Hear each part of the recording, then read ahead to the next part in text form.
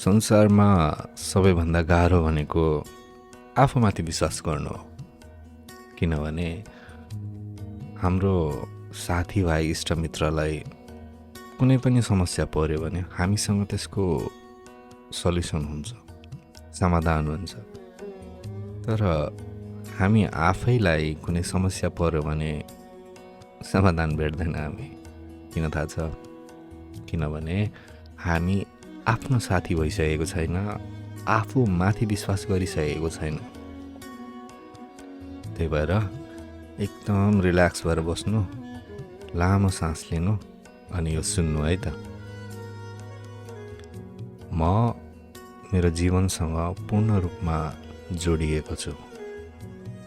म विश्वास गर्छु मेरो सोच, मेरो भावना र मेरा कर्महरूले मेरो भविष्य निर्माण गर्छन्। म योग्य छु, म सक्षम छु, म पर्याप्त छु।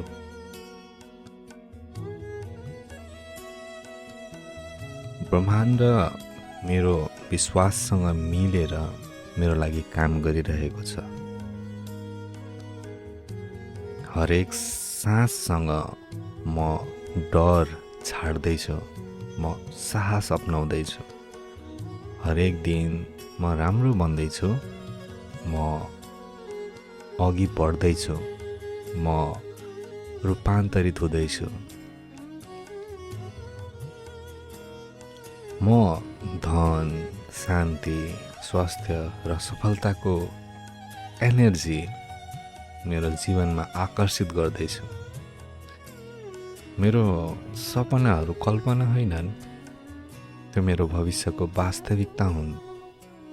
आज म नयाँ सम्भावनाहरूसँग खेल्दैछु, नयाँ अवसरहरू स्वीकार गर्दैछु। म मेरो पर्पस, उद्देश्य सहित आत्मविश्वासको साथ आगामी यात्रामा अघि बढिरहेको छु। म एक दिन म आफूलाई धन्यवाद दिनेछु, किनकि आज मैले हार मानेन। म शक्तिशाली छु, म शान्त छु, म आशीर्वादित छु।